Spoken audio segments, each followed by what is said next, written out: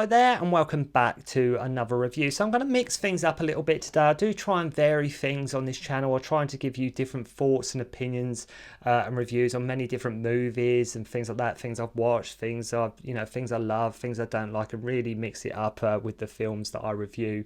So I've done quite a bit of kung fu movies, and there will be loads more kung fu and Hong Kong cinema films to come. But I do like to try and vary it as much as possible. So it has been a while, so I thought I'd have a look at some more anime for you now, and today we're going to be looking at the awesome psychologically traumatizing movie that is Perfect Blue. Now, if you have seen this movie, I'd love to know your thoughts and opinions on it, because there's a lot to be said about this movie. Make no mistake, this is filmmaking done really well. It's a fantastic movie directed by Satoshi Kon, whose other works most notably include Millennium Actress. He also done Tokyo Godfathers, was another one of his movies, to name but a few, and made back in 1997. This is a film I'd never heard of back in the day. I remember I bought it around 99 time. I knew nothing about it. It was released by Manga Entertainment here in the UK on DVD.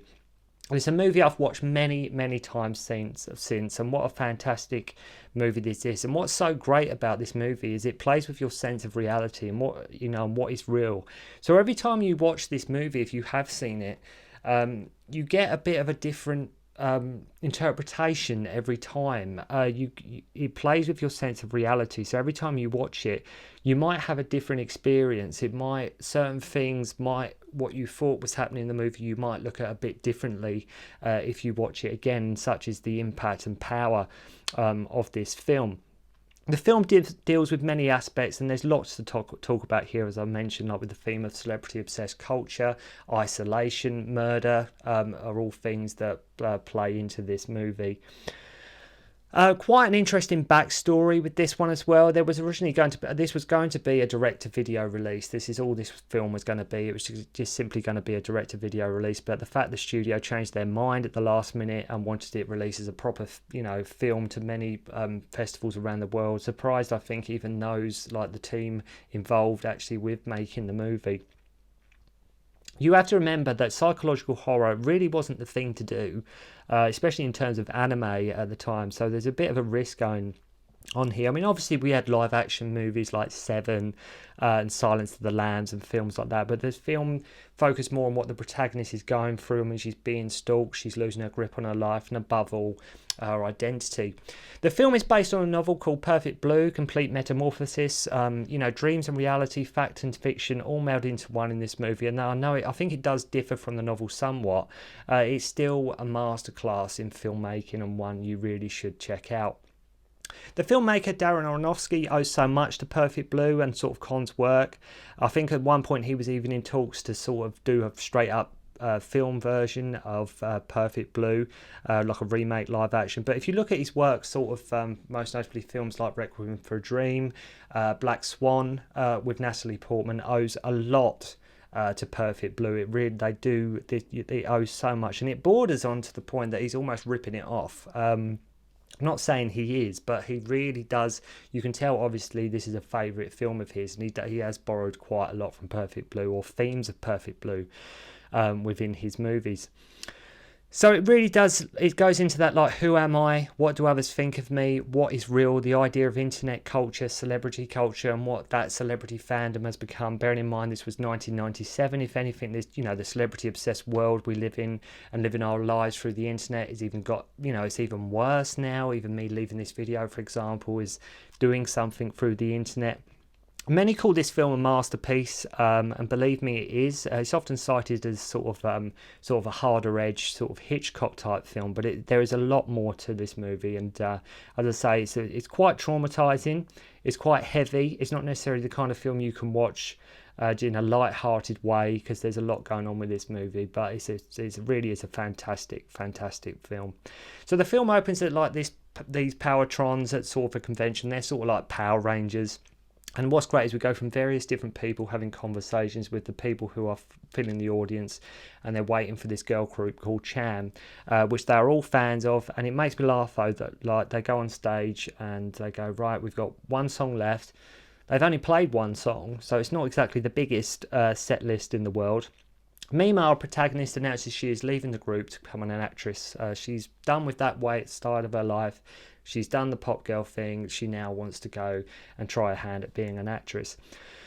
All the while, there is this creepy weird guy in the audience. We start by getting to know her. We see her apartment. She takes down this big poster of Cham that she is hanging up in her apartment to like show she is sort of moving on. That era of her life is sort of finished.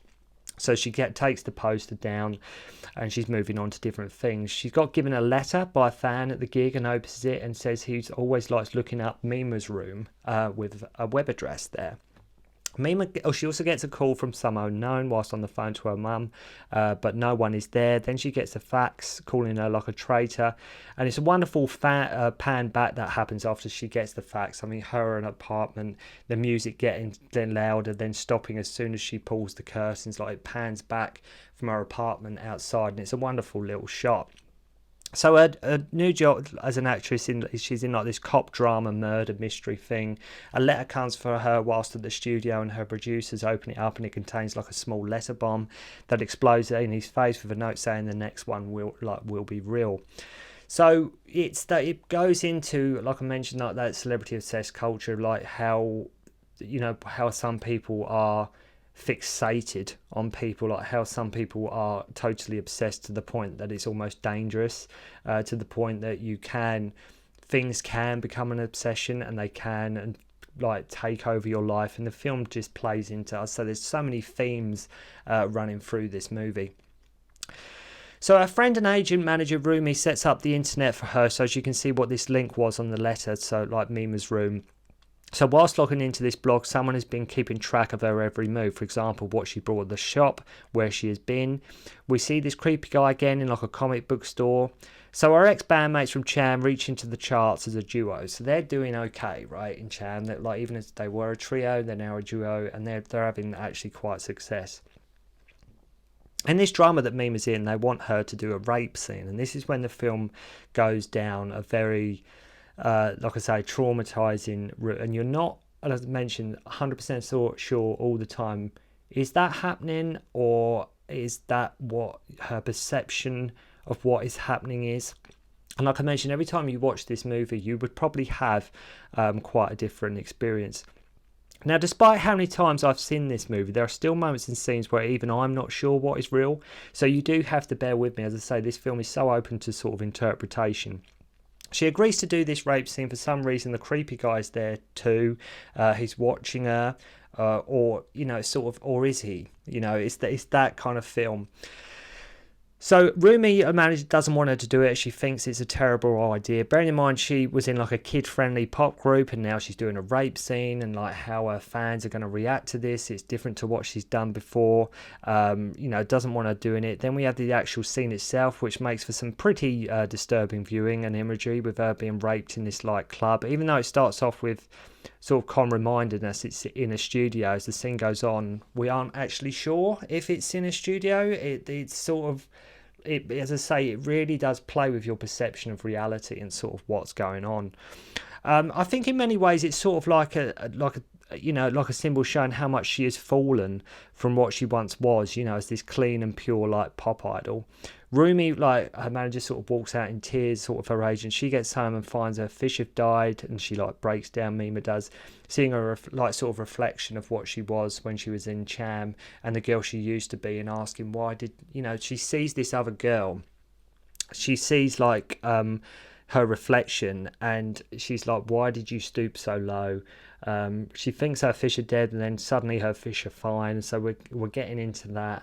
What is actually happening? So it seems to like, is she dreaming? Is it happening? Did it happen in the past? Is this her mind playing tricks? Then we cut to the creepy stalker guy who we saw at the start, who is in a room surrounded by photos of her and posting stuff on the website of Mima's room. Now you think, okay, simple thing, is like she's being stalked, but by this guy. You think that's all it is, and it's just that's this guy stalking her. But which is horrible sort of viewing in itself anyway. But the film goes a lot more deeper than that. Because what gets interesting is that the diary that is being this is where the film is quite clever and intelligent, because the diary that is being posted online on this website that is about her, the diary that is happening is probably more true to her feelings and herself than she actually is. And that's an interesting take on that's an interesting idea, the fact that there's this fake life of her, and she's like, that is a better life than what I actually have, and it's more true to what she is. Like, that version of her is the version she should be or could have been. The fake Mima that she keeps seeing tells her that her reputation is finished, it's over, her reputation's gone out the window. So the writer of the show finds Chan music coming from a mini stereo in an elevator, and the very next shot we see that he has been stabbed to death. There is that notion that runs through the film of what we are willing to do to make it big as well. That's another thing that comes on throughout this movie, like how much of your soul are you willing to sell in order to get a bit more fame, a bit more notoriety. That is something else that, to feed our egos, the way the world is still. I think the way the world is now, some people will do just about anything. I think from what you read and you hear about, I think some people do just about damn near anything to get, a bit more success or a bit more fame or whatever it may be. Not saying everybody's like that, but, a good chunk of people out there are. She keeps seeing, like I said, another version of herself telling her that she was better as a pop star. She then has this photo shoot with this sleazy photographer, the stalker guy, believing that this new version of her is an imposter and says that he will get rid of her. It's that idea of how hung up, as I mentioned, some fans can get on their favourite idols and celebrities, and it just plays with their sense of reality. So she sees herself with Cham as they are giving an interview and tries to chase after this other version of her, which keeps sort of coming back. And like I say, you're not sure if she's actually seeing her, if that version is actually real, or more to the point, actually, where that version is coming from. Then she wakes up in her bed, and this is something we see happen numerous times in the last third of the movie. As the film builds and builds and builds and gets more intense, she is constantly waking up in her bed. So you as the viewer have no idea if what you just saw actually happened. Did she dream? Did it happen yesterday? Is it in her imagination? Whatever, you're never sure as an audience, as a viewer, did that happen? Because she constantly, as I say, towards the last third of the movie, she's constantly waking up. 1 minute she is with Rumi, then she is on the set, then she wakes up again. I mean, it really is in depth and thought-provoking. And if one really wanted to, you could analyse the crap out of this movie. You really could go into it. And I think it's much better with a film like this to sort of take it at face value. If you've never seen it, watch it. Give it another month, maybe 2 months. Watch it again and see if your thoughts and opinions on it are any different, from when you first saw it. Then we have the photographer getting stabbed in the eye and the crutch, and numerous other times by her dressed as a pizza guy, which even for animation is a brutal scene. After this, she yet again wakes up in her bed. I was never sure on the photo shoot she had we see images of her posing completely nude. Now, did she actually do that, or did it just to her, or that's what it felt like? I imagine she did do that shoot, but you was never sure if is that just how she perceived what was happening in her head? Did she? I know. The guy was sleazy. I know. Is that did she just imagine that's what the shoot was like because the guy was that sleazy? So it gets reported on the news that the photographer has been murdered. So she finds the bloodstained clothes in her place as she can't remember committing the murder.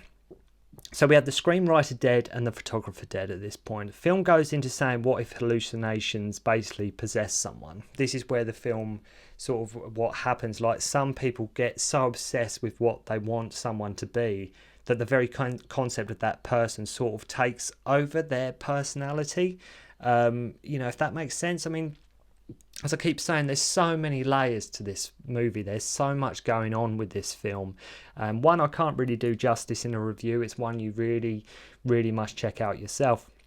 So then at one stage it seems like the show, she's in actually not a show at all.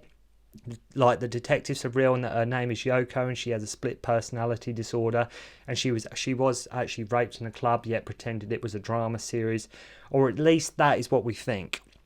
That is sort of implied at one point, but that's sort of not where the film goes. you know, another film along with Seven, you could look at something like Split, etc., as having traces as well, with James McAvoy as having sort of elements of Perfect Blue in it as well. So, and after a day's filming in the studio, the stalker guy turns up and she thinks at first it is him that has done all the killings. And after a struggle, she ends up putting a hammer right to his face. She calls her male agent, who we see dead, and after going back to her, something is off as the Chan poster is back up on the wall. You remember I told you the Chan poster she took down at the beginning of the movie? She goes back. She goes back to her partner. The Chan's poster's up on the wall, and but she ripped it down. If you are watching this for the first time confused, please don't worry when you watch this movie. That's going to happen. You might watch this film and it makes total sense to you. But if you do watch this movie and you are a bit lost, confused, or what the hell is going on, that's the whole idea. That's what this film is meant to do. It is meant to sort of keep you guessing what is happening, you know, and you go through this whole emotional, traumatic ride with her as the film goes on. But as I say, give it a few weeks and watch it again. So we learn basically it's actually Rumi who is the culprit, believing herself to be her, and like she was responsible for the murders too, or at least that's sort of how I see it anyway. Like with the photographer, that was actually her, but we saw it as Mima. After a chase with Rumi intent on killing her, Mima knocks her wig off and she impales herself on some glass, and it ends basically with Rumi, her sort of manager, in this home. But it's a full-blown psychological assault, this movie. So I sort of skipped through the ending there a little bit, but I didn't want to give go really in depth with the ending, because it's one of these movies you've really got to just watch and experience yourself, because there is a lot, as I say, a lot going on. Full-blown psychological assault in the senses, it does stick with you, this movie as well. It's not the kind of film you'll watch one day and you'll forget about it an hour later. It will stick with you for a while. I was thinking about it for like days after I saw it the first time.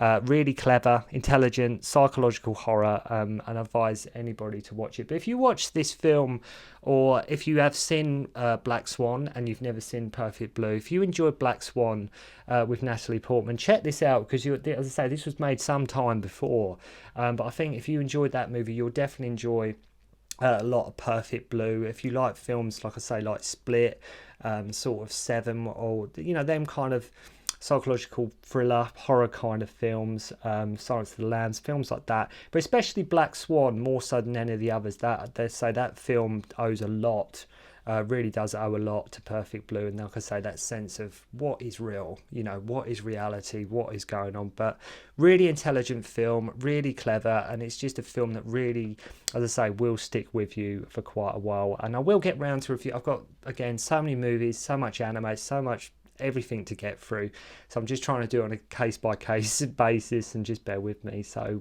make sure to go and check out Perfect Blue. So thank you very much indeed for watching. I hope you enjoyed the review, and I'll see you again soon. Don't concentrate on the finger, or you will miss all that heavenly glory.